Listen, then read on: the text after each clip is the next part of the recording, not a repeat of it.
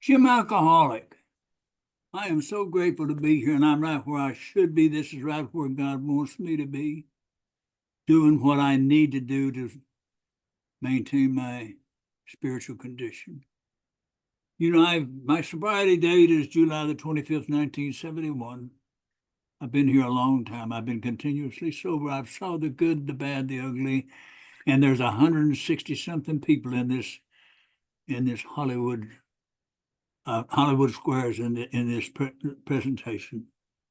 And the man I'm about to introduce has become someone very special in my life. I heard him talk today on the traditions, and he selected tradition 12 because traditions 12 is all inclusive.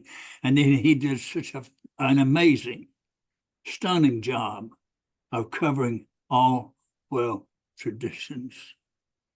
And I sent him a text afterward, and I'm going to share this with you. Wow, thank you.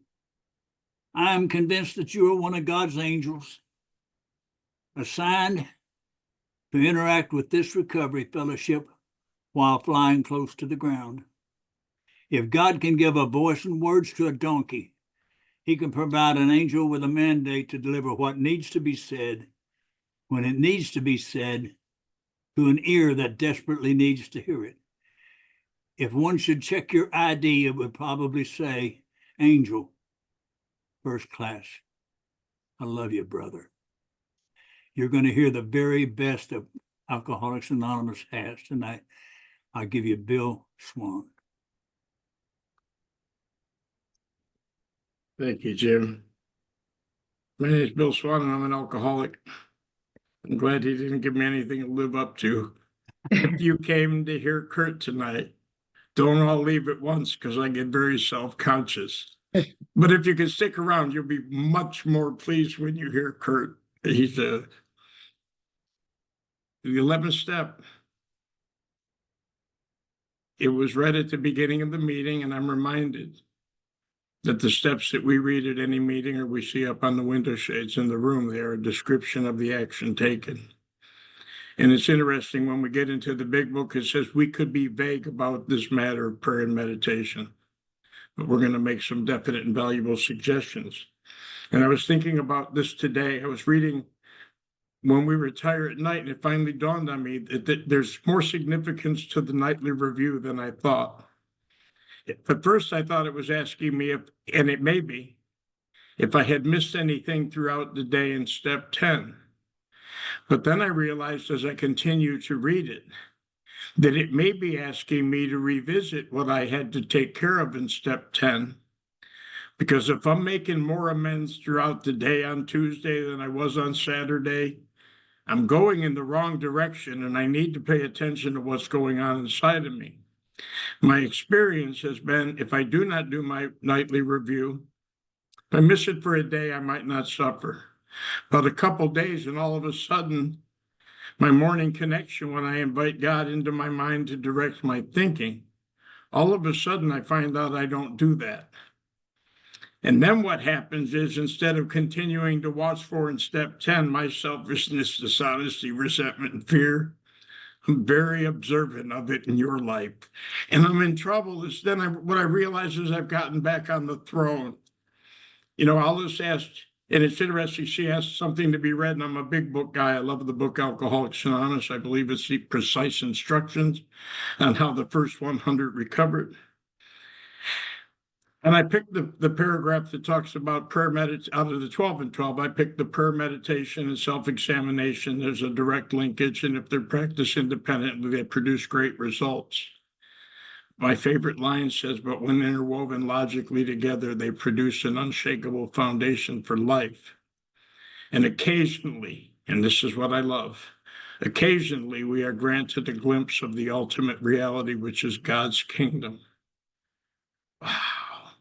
I spoke the other day for Young on a morning meeting, and I said in there I was going to meet with my sister at church, and I almost was going to put it on my phone because that's where I go to that as Bill sees it on Sunday morning. What a phenomenal way to start the day.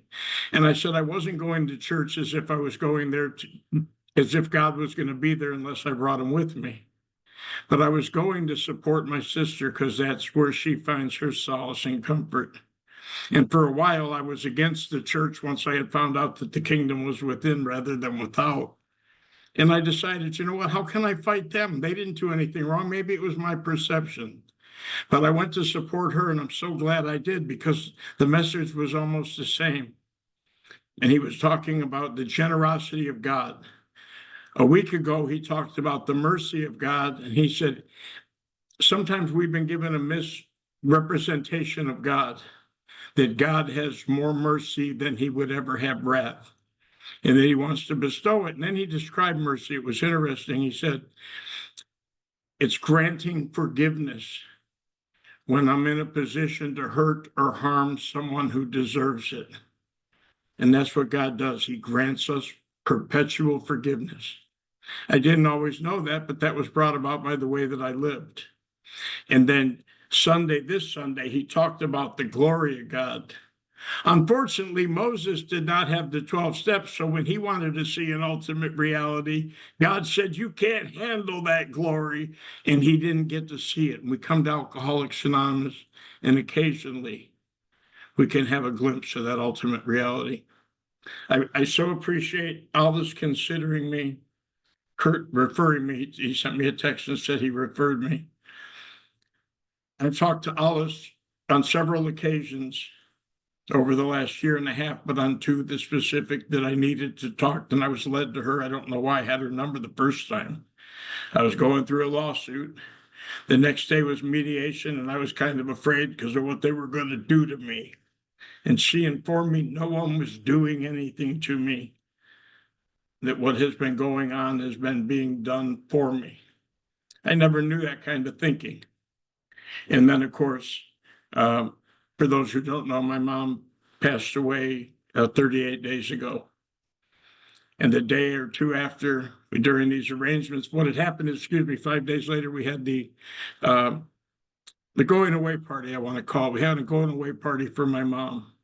And some people from the assisted living where she's been, and that's been her residence for the last 4 years or so. A couple of them showed up, and I thought it was so kind. And then one of the aides said, I think your mom had a stroke because I noticed something at lunch. She threw up, and I told the nurse, and he said, I think she had a stroke. And I called Alice, and I said, Alice, I want to call and find out what happened with my mom. And she said, can you change what happened if you did find out? And do you need to know if it brought any negative? And it's just a question I have, but what I've learned here is I get intuition and inspiration, just like it's talked about in the book. And that I knew that I was to call her, and that part of, I think, the 11th step may even be something to do with obeying. And sometimes Jim calls me an angel in the big book of Alcoholics Anonymous, calls us an agent. I'm going to make this disclaimer right now. I've been in attendance of the Fellowship of Alcoholics Anonymous for just shy of 44 years. I have 31 months and a little better of recovery. I say that for two reasons. Number one, it keeps me right-sized. But number two, it lets someone with 2 years know that if you think I'm a prodigy, I am not. I may be closer to being an idiot. But I have seen a demonstration of God's handiwork, and I can't deny it. And my experience is also this. And I've been around people with all myriad times of sobriety and even recovery that have returned to the abyss and drank again. And there seems to be a common theme. If and when they make it back to the room, this is almost without failure the narrative. I can't believe I gave up 17 years and now I only have 3 days. And what dawned on me is the last thing to go from recovery is our time from our last drink. That's the last thing to go, is our abstinence. But it's all we have left when it goes, so it means it's all I have. It means the only thing. And what I realized, so I want to share some experiences. So I was at a meeting today, and this is I kind of knew I was going to be here tonight, and I thought I would be doing something with the meeting, Alice, before you ever called me. I thought maybe Kurt would ask me to introduce him because I was here 2 weeks ago, and Marty asked me to introduce him. I don't even know these guys, but a short while. I said, what an honor. And here it was a reverse. Kurt's introducing me in absentia through you, Michelle and Alice. But I was at a meeting today and there was a new guy. And early in sobriety, and he said his wife, he was going through a divorce and he didn't want it, but his wife did. And can't she see that I'm not the same guy I was 3 weeks ago? And I thought, what the book says, it's going to take a little more than that, 10 or 20 years of drunkenness to make a skeptic out of anyone. But when it got to me to share, I had a memory of 15 years ago. I was in a meeting and one of our local guys, Matt, had shared how at 20 years sober, his wife of 18 years wanted a divorce. And he said it was the hardest thing to do because he belonged to a men's group and there's a lot of testosterone. They're in the trades, a lot of tough guys, And he said, I had to stand up in front of my home group and say that my wife of 18 years asked for a divorce today. And he said his sponsor pulled him aside afterwards. And he said, you are not to say anything derogatory about that woman. You made a vow to marry her in recovery. And we have principles in Alcoholics Anonymous that we live by. And he said for the next 3 years, if she needed something, he would do it for her because he was still the man. He was a roofer. And his wife decided, I forgot to tell you, that she wanted something more. And that's what the grounds for the divorce were. And he did exactly what his sponsor said. And 3 years later, his wife called up and said, I was wrong. They've been together ever since.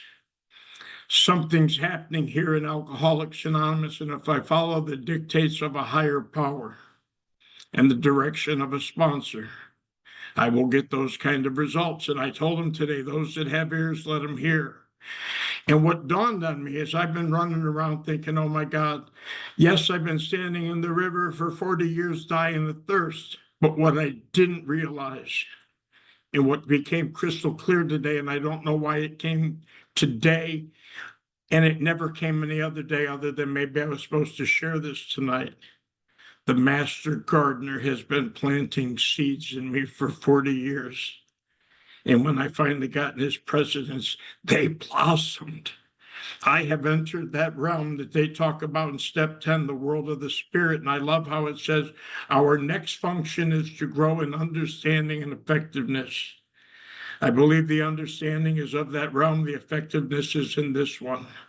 And I love the transition period between 10 and 11. And I want to read it.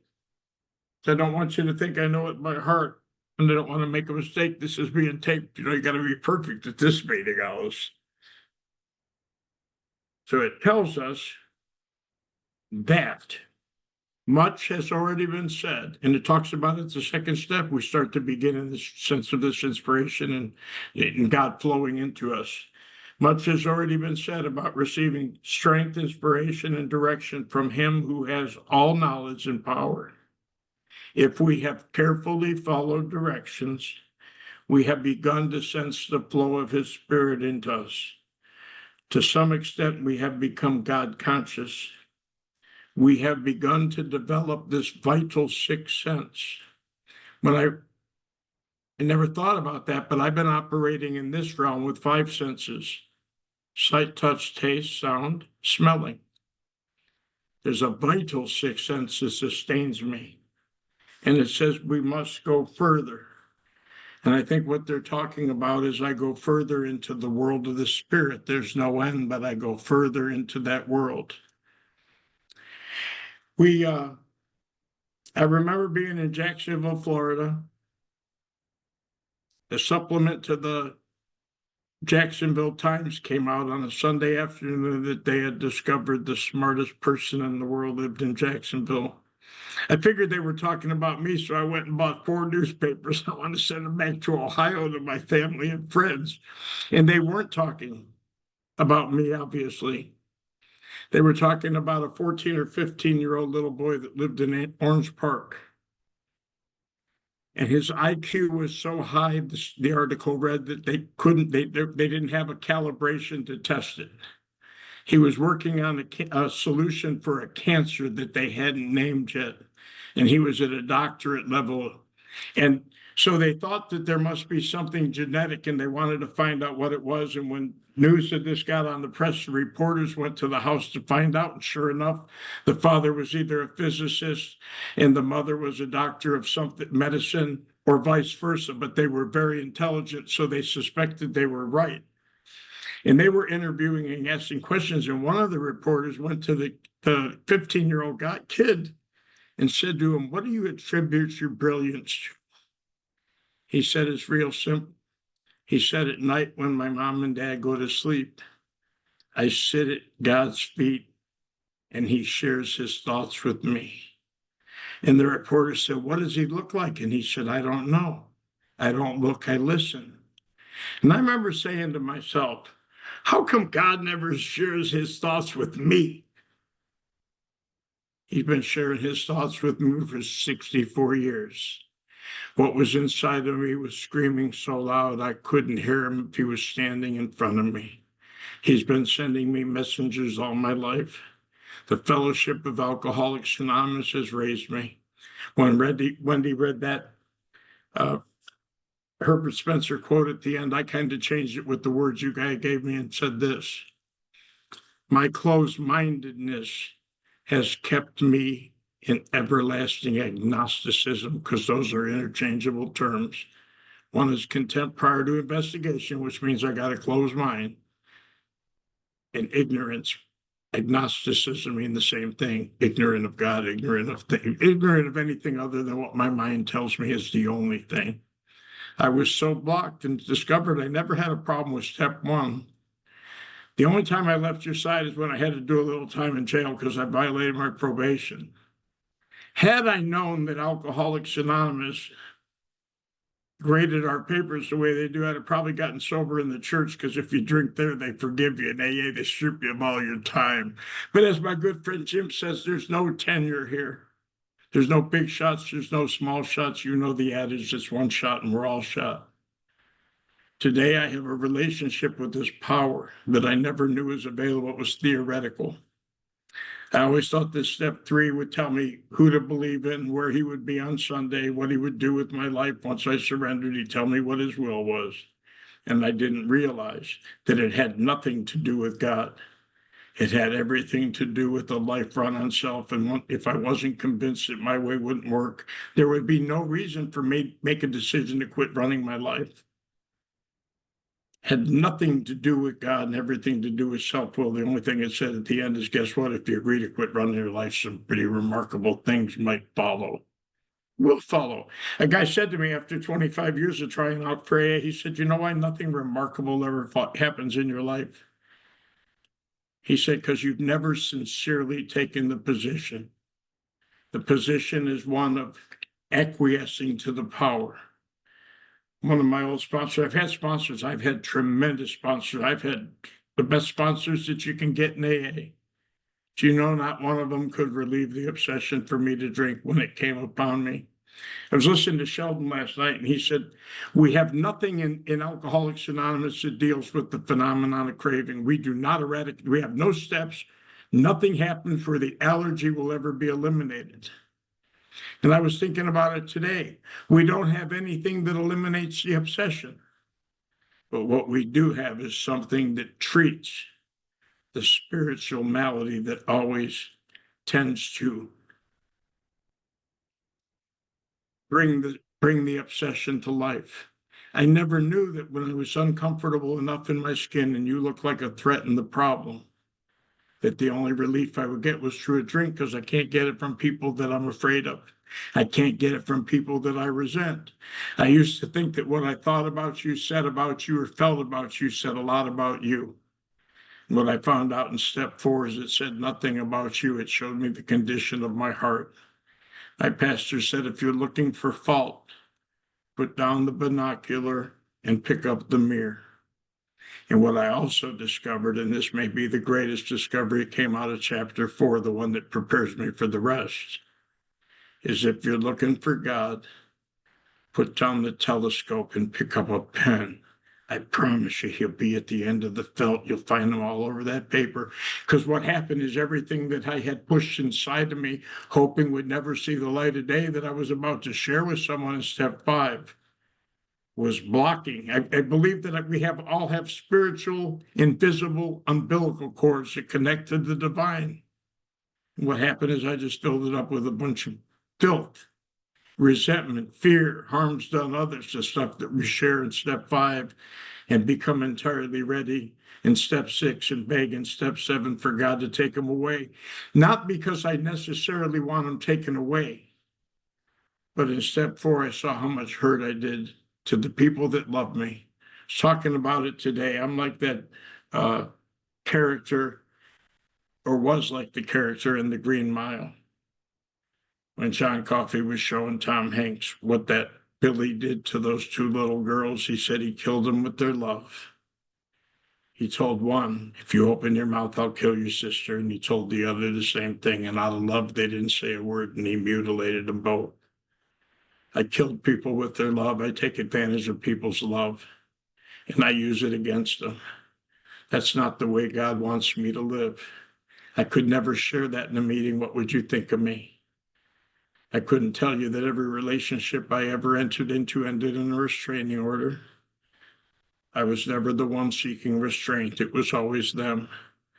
Had I known what I knew now, had I taken the steps before I got married, one of 2 things would have become crystal clear. I would have called off the wedding because I would have seen that I liked variety. Or I would have asked God to take away my lust, my infidelity, my dishonesty, my selfishness, because I would have seen that it destroyed every relationship that I ever entered into that meant anything to me, and particularly to them. I was making vows and promises that I couldn't keep on my own because lack of power was my dilemma. I was blocked from this power because of resentment, and what flows from that is all this spiritual decadence. We had a lady here named Beth Gordon. She was responsible. Some of you may know her. She's passed. Was a member of our group. She got sober in 72, a year after my good friend Jim. She was responsible for the death of 2 of her children. She shared that she had a powerful message. She said that something had happened. She had a heart attack. She was on the operating table. And she said they said everything was good. They sent the kids home. And then what happened is she flatlined, and for a long period of time, there was no heartbeat. And they didn't know if she was going to come back. But she came back, obviously, because I'm telling you this story. And what she said is, in that time, she had seen blue skies, bluer than she had ever seen, green grass, greener than you could imagine, and a yellow sun that was blazing but not burning. She said, I never saw anything that beautiful in my life. And she said, but what I saw was a boat that was coming towards the shore.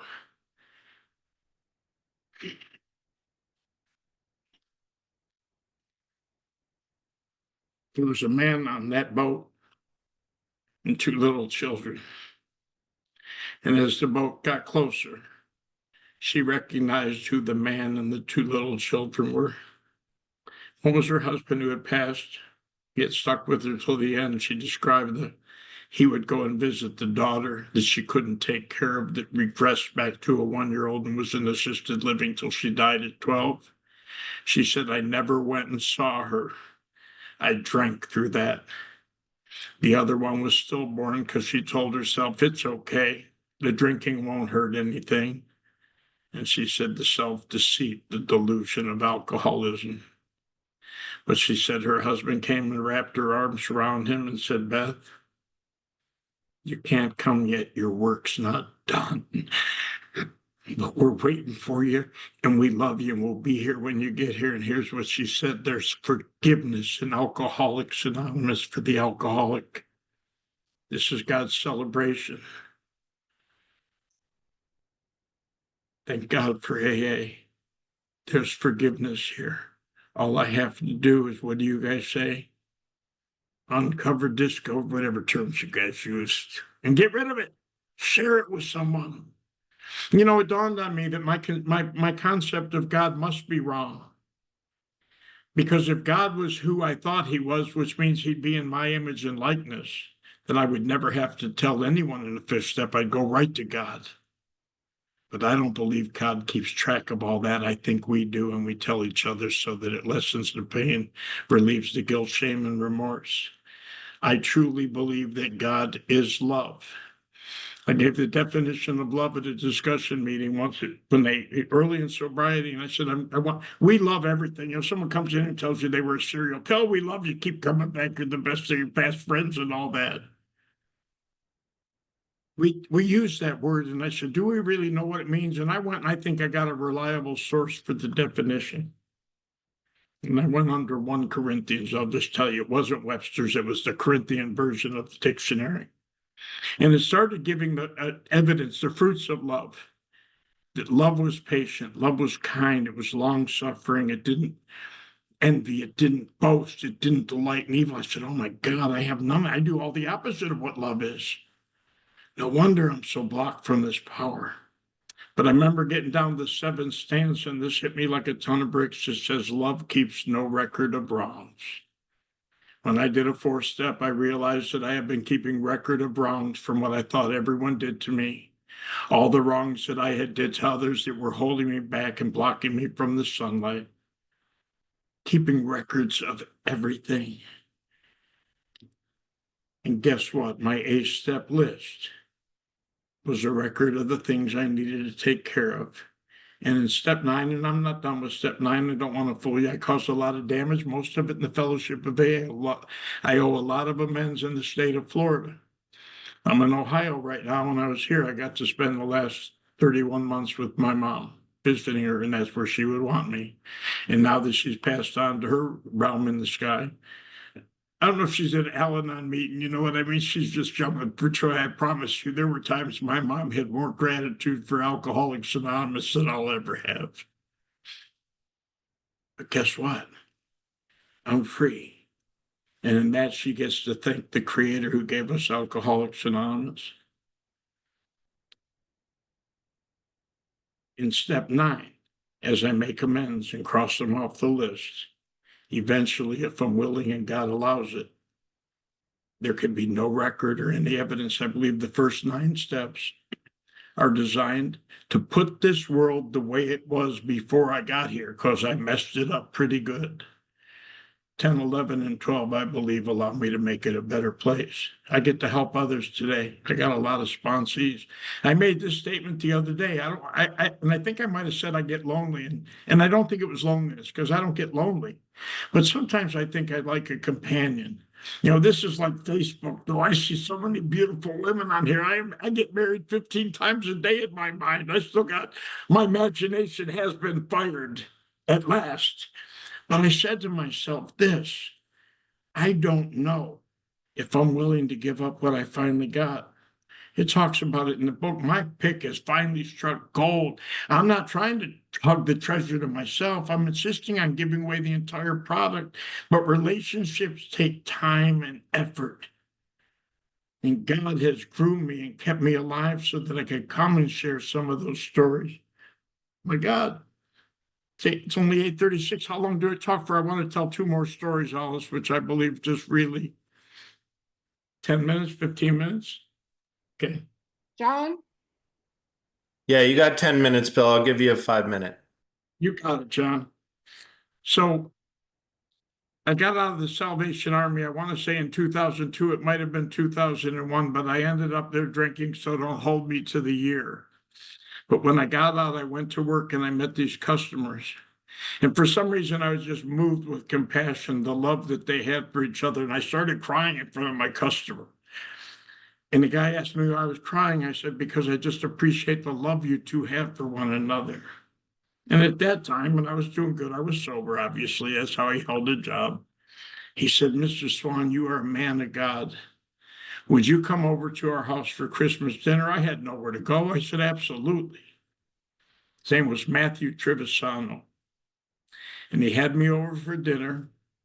And I do what I do most of the time. We had a conversation, which means I talked, and I was in sales and they were mesmerized, so they let me. And after I got done eating and talking, I said, I've got to go to a meeting now. And he said, can I tell you a story for a minute? And I said, sure, you can. And he said, I want to tell you about my daughter. I didn't know he had a daughter. It was me, his wife, and his son. And he said, we lived in California. It was the 1950s. He said, we lived 4 blocks off the ocean. And he said, when my daughter was 13 or 14, sometimes she would walk out to the beach, take off her shoes, walk home, and then cut up and walk up the beach and then come home. He said she was a cheerleader. She was a gymnast. He said she had blonde hair and blue eyes. He said when she was turned 15, she got real sick, Bill. He said we took her to the hospital. I don't know what was out in the 50s, but it was deadly. And he said we never left her side for 11 days, Bill. He said on the 10th day, she said to me, Daddy, if I was a bird, I would fly out the window to heaven. And he said, I knew she was going to die.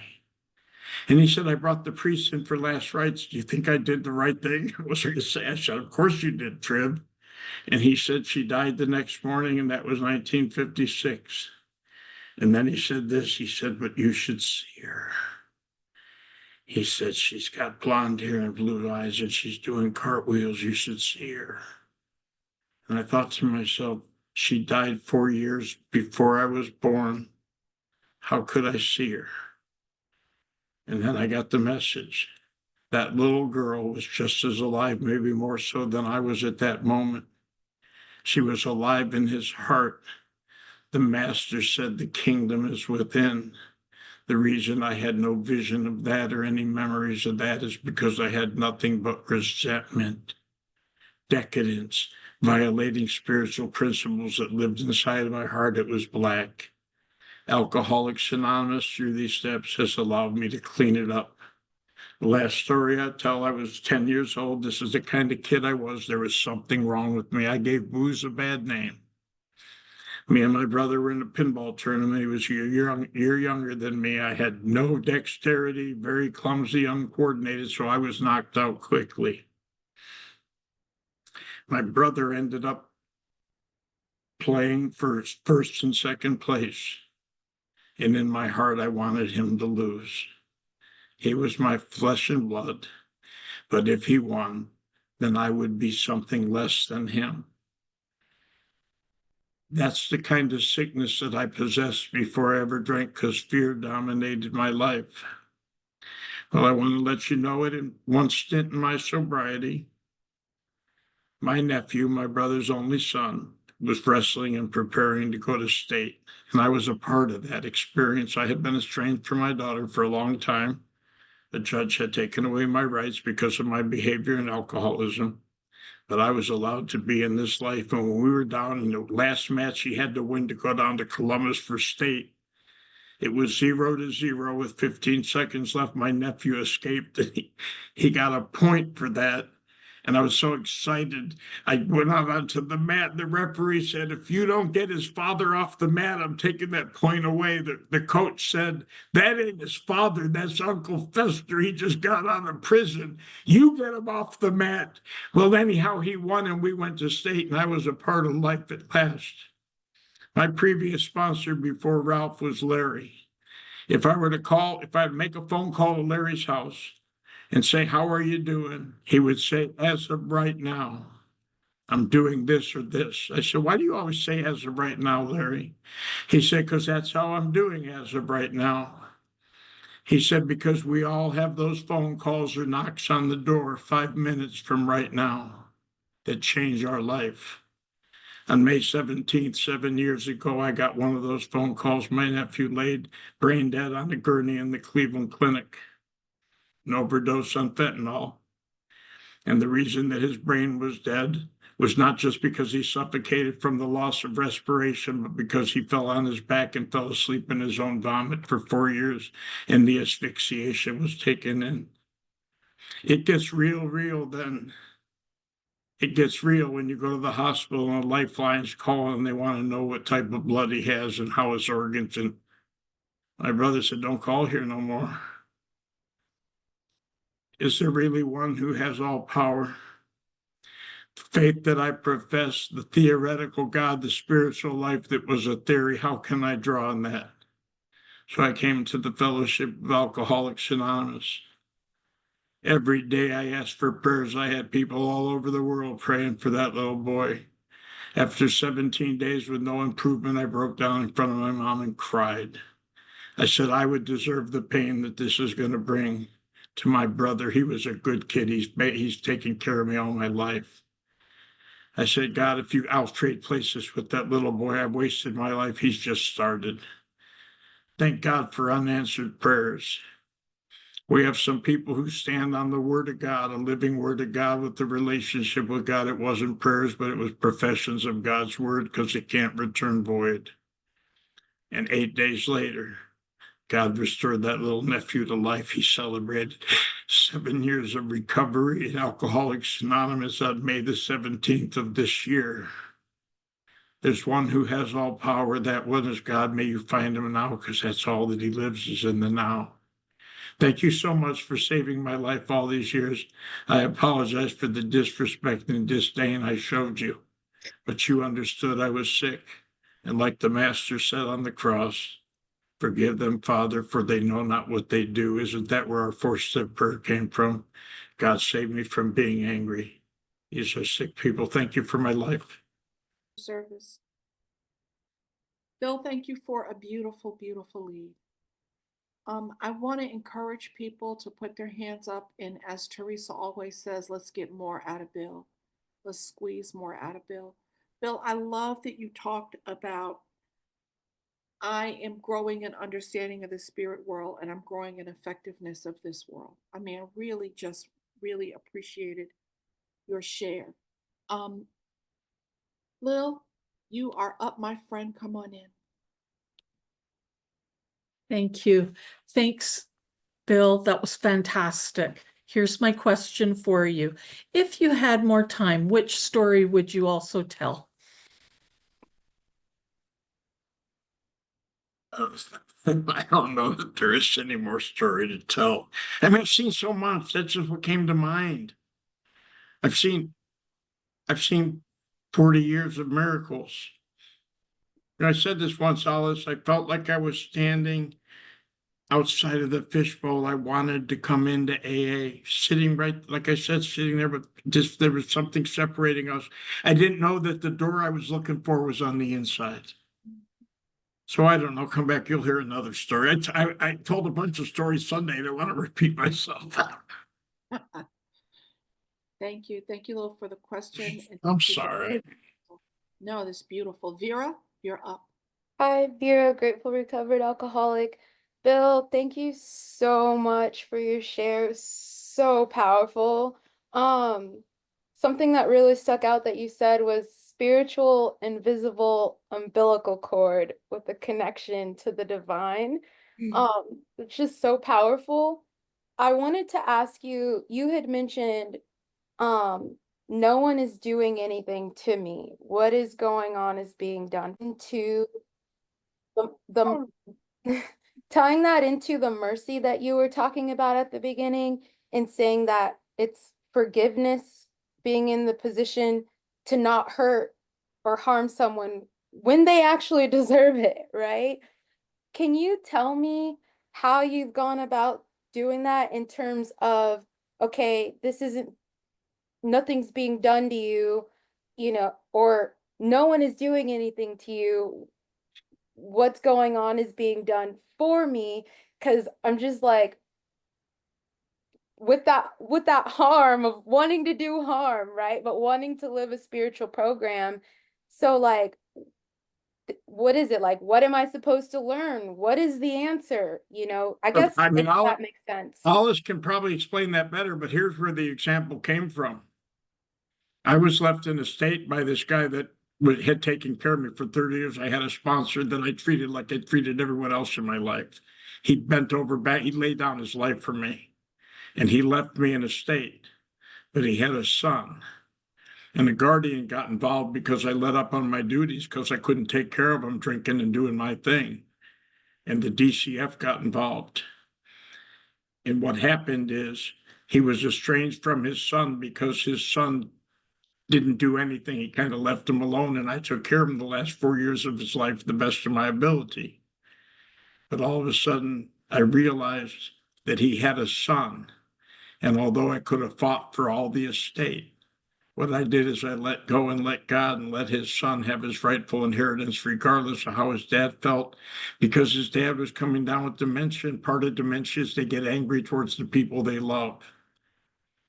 And rather than be selfish and hang on to something, even though that was David's wish, I conceded and let his son have what I would want if my father had left me something. I think that's it. I granted mercy rather than justice. That makes sense? Okay. Thank you. What a beautiful answer, Bill. Jim, I'm so excited. You have a question. Please come in. I'm sorry, you're muted again. That was me. Sorry. Jim, an alcoholic. I'm pretty emotional right now. And I get pretty emotional every time I listen to Bill. You see, I was an atheist and I knew there was no God, and now I don't believe in God. I know there's a God because while I haven't seen God, I have seen God's work in hundreds of people's lives. I can tell you the last prayer that God answered. I could even tell you the prayer that God's working on now. I have a close relationship with God. But my question is this, Bill. Do you have any idea how much better my spiritual condition? You've heard me talk about going to the wall and using that last kit, that last tool in the kit. I'll get drunk tomorrow, but I won't get drunk today. And you've helped me to restore the spiritual. Do you know how much better my life is as a result of God bringing you to my life? That's my question. I suspect that the answer is yes, Jim, or I would offend you. But I will say this. It's very difficult. If I wasn't doing what I was doing, a guy told me 3 years ago, you might have to stop lying to get honest. And you might have to stop stealing. And that's a fact. And I did it. Some things when a surrender took place at 9 months and 3 days sober, I was crushed by God, not by myself anymore, because there was no way out of the life I created. So to speak at this meeting, I got very nervous when she asked. To speak at the meeting I spoke at the other day, I didn't feel worthy of it. And someone said, "Oh, that's false humility. You take great joy in demeaning yourself." And I said, there's a line in Bill's story where he said, vestiges of my pride, even after the experience, remained with him for a while. You can't come to AA and live the way I did for 40 years and then 2.5 years later think that you follow what I'm saying. But I come anyhow, and I show up and I share where I'm at, and I know how I'm living today. And for the first time in my life, I am a member of Alcoholics Anonymous in impeccable standing. So I show up, I say, yes, I know I have nothing of value to say is what my mind says. I open my mouth and whatever comes out is supposed to be said. It's going to take a little while to come out of that forest, believe me, but I'm doing it day at a time. So yes, Jim, I know that your life is better as mine is because of you. Sometimes I wonder who the real benefactor is here, though, young man. What a great answer, Bill. What a great answer. Jenna, you're up. Thank you so much. Thank you for having me. And I was late, and when I logged in and I What's heard your Bill. name? Oh, I'm so sorry. I'm Jenna. I'm an alcoholic. I'm from Edmonton, Alberta. Thank you. How profound. So normally, like Zoom meetings, I'm not here listening, but you sucked me in right away. And It was very profound. And I find myself wanting to ask you, um, how you knew that God was in your life. How did you know? Do you just, and I mean, I'm newly sober. I'm only just over a year. And maybe I'm questioning this. I'm getting emotional already. Do you just know? Did you just It- know? No, absolutely not. In spite of all those miracles that I saw, the book tells me that I'm incapable of remembering the suffering and pain about 30 days ago. One day it dawned on me, I forget all those miracles too, as if God has to reprove himself to me. But at 9 months and 3 days sober, I was 62 years old, and I realized that I had a whole lot more life behind me than ahead. I drank up my 20s, my 30s, my marriage, my fatherhood, my employability, my sanity in the 40s and 50s. What was going to be different now? And I came out with a plan to end my life. And before I could execute the plan, I saw a vision of the ultimate reality. God showed me something. And there was some talks that I listened to because I took a job. I was an overachiever. I took a job at a restaurant 3 days a week washing dishes. I had really done some damage. That's about all I could do. And what I did is I listened to the talks of all the AA speakers that I would never listen to before because I don't want to hear their success because it wasn't mine. I would discount them. And Bob Darrell told a story about a Donatello sculpture that was in a museum in Italy. And it was of the Magdalene Mary, but it was not like one that you saw in church. It said it looked like the life that she lived. Her teeth were broken, her skin was tethered. It said it looked like she had turned $5 tricks in the back alley of Jerusalem. But directly across of her was a sculpture of Jesus, and something in her eye as if to say, could this be for me? And what had happened is all the miracles, some which I told you today, paraded through my mind before I could carry out this plan. And something inside of me said, God, could this be for me? I said, I don't know if you're there, and if you're not, I'm doomed. But if you are, I'll do anything. And 5 days later, a fourth step had come out of me. I held the pen and he did the writing, and my life changed. I know he's real. I know he's real. Thank you, Bill. I want to just, for anybody who's brand new or who's here and you're not sure, Bill talked about it. He talked about standing in the river, dying of thirst. He talked about being here for 41 years and having 31 months. All things are possible. Bill, thank you for a beautiful, beautiful answer. Pip, you're up. Hi, my name's Pip, and I'm a grateful alcoholic up at nearly 2 in the morning here in the UK. And it's beautiful to be here, and thank you so much for all who do service at this meeting. And Bill, it was amazing, and I love it when because I was here to see Kurt, and then it's like God's got this planned instead, and that's always God's will when it's like the unexpected and when because we have our plans. So yeah, I'm riding that wave with you. Practical question about the nightly inventory. So when I'm doing that really well, they do just sort of follow on. So my nightly inventory will almost sort of be like a shopping list or a to-do list or a must contact this person list. And it's really lovely when they're used like that. Yeah, well, we kind of loving toward all, and I've got circled all. You know, it's the people that are not drunkards and they're in the supermarket and they're in front of you and getting in your way. You know, am I kind and loving amongst them when people are getting in my way? And it's things like that that, you know, we can do it, we can miss it though. And so that's exactly what it's for. It's finding ways that we can grow. But yeah, practically, how do you do yours? Is it because there's things like spiritual toolkit, or do you just do it on a pad of paper or just in your head? And that's my question. Thanks.